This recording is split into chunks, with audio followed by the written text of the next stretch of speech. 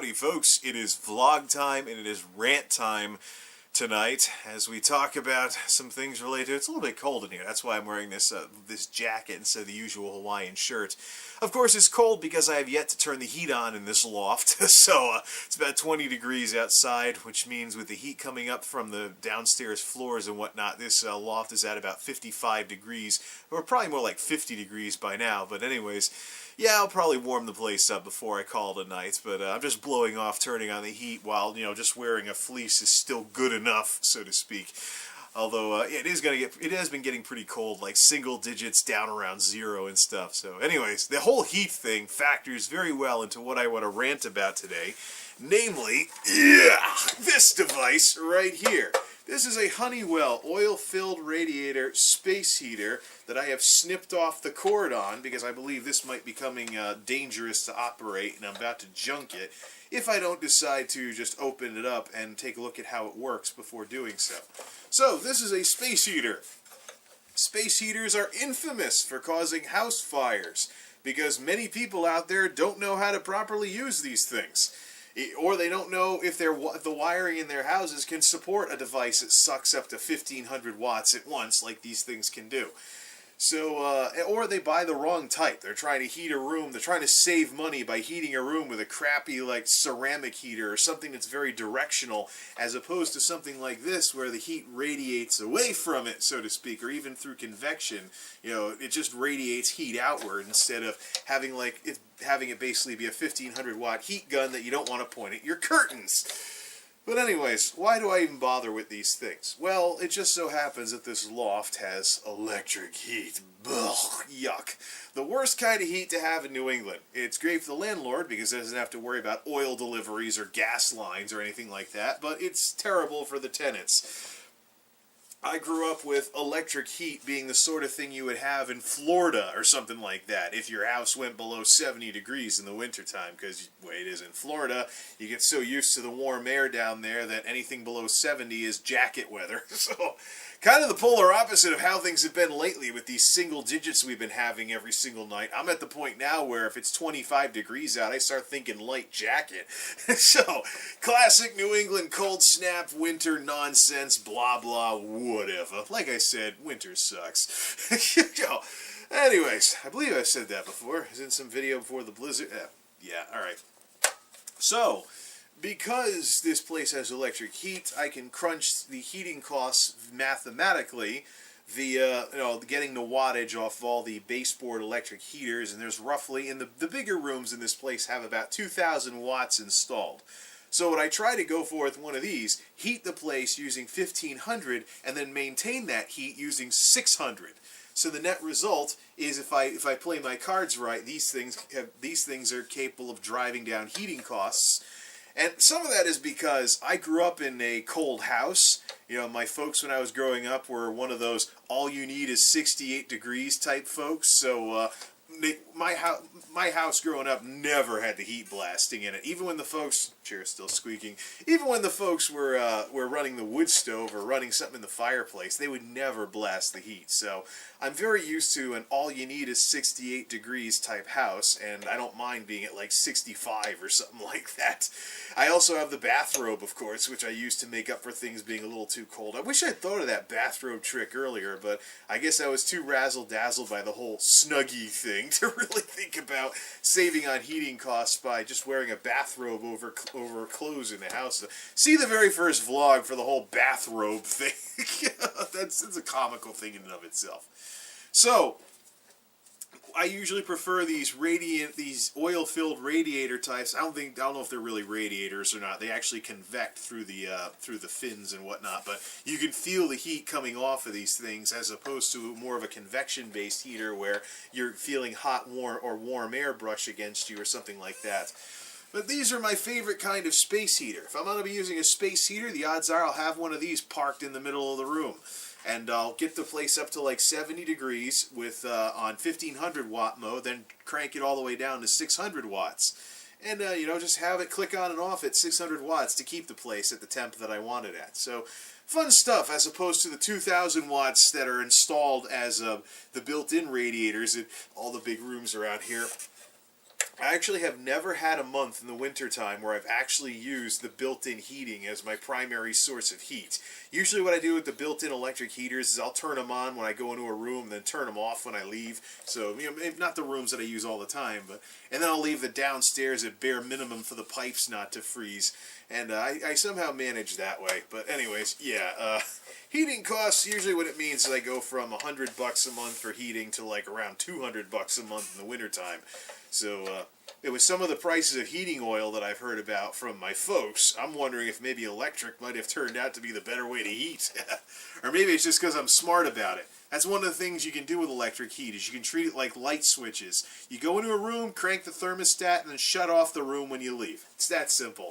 You know, or in the case of rooms that have pipes, make sure it's left at like 50 or something. So I've been a big fan of these oil-filled radiator type thingies for quite some time. This is my second one of these that I've had. I bought one in like 2006 or so because I'm like, there's 2,000 watts in the walls, or I can see if I can heat the place with only 600 watts and save money that way. And so I've been actually using these things for several years. I usually have the loft heated with one of these things because if something goes wrong, I'm right there to pull the plug. And another thing I do for safety reasons is I always plug these things into a power strip with a circuit breaker on it, which is how I know when they start to fail. Like this one was doing when it was tripping a, I don't know if it's 10 amp or 15 amp, but it was tripping a circuit breaker all by itself when running in high mode, which it never ever did before. So that's my cue that maybe some of the one of the heating elements is starting to short or something like that. So, anyways, so I've been using these things for several years. The first one of these that I bought was one where I just flipped two switches. Eventually, the switches blew and the thing wouldn't turn on anymore. So I just tossed that one. This one was a lot better. It has a digital display with an actual temperature, and you can actually turn it up and down and stuff like that. It also had a built-in timer and stuff like that as well. The only problem is because the controls were digital instead of analog, if the thing kicked off for any reason, you wouldn't come back on. So there were nights when the thing kicked off for whatever reason or drew too much current or something like that, and I woke up and it was like 50 degrees because the thing had kicked off sometime during the night. But anyways, so the way these oil-filled radiators, they have diathermic oil in them, never needs to be refilled unless they leak, in which case you toss them, like some folks do. They have diathermic oil in them, and the fun part is, even after they get shut off, they'll still keep giving off heat for a while until the oil cools down. So it's an interesting design, and it works really, really well if you know how to use these things properly. Now, here's the problem. I went to try and get another one of these things because this one has started tripping breakers, which I imagine is because maybe one of the heating elements is starting to short and it's drawing too much current. Now, with how regularly I use one of these things, I'm not surprised that I barely get more than 3 years out of these things. So, so yeah, anyways, I went to get another one, and I was in for one heck of a nasty surprise. Now, I don't know what retail stores have been smoking nowadays. Let's go ahead and get this thing out of the shot here. I really don't know what retail stores have been smoking nowadays, but apparently the entire retail world out there, despite all the cold snaps and snowstorms we've been having so far this February, apparently the retail world seems to have forgotten that February is still part of winter, because you can't find space heaters anywhere except on clearance, even though it's beginning of February. Now, folks, dear Brick and Mortar Dinostores, this is why people buy stuff on the internet. I realize that retailers are crying about e-commerce and stuff like that, but this is why they lose sales to the internet. Because the only way I'm going to get a new oil-filled radiator is to buy it on clearance right now. And it's February. We're not anywhere close to spring. But as far as retail is concerned, because everything has creep in the world of retail, Christmas creep, Easter creep, Halloween creep, back-to-school creep. If it's a major selling season, they try and start selling it about a month or so earlier. You know, all these promos and stuff like that, it sometimes creates little screwball situations like not being able to buy a new space heater in the winter because it's the wrong part of winter.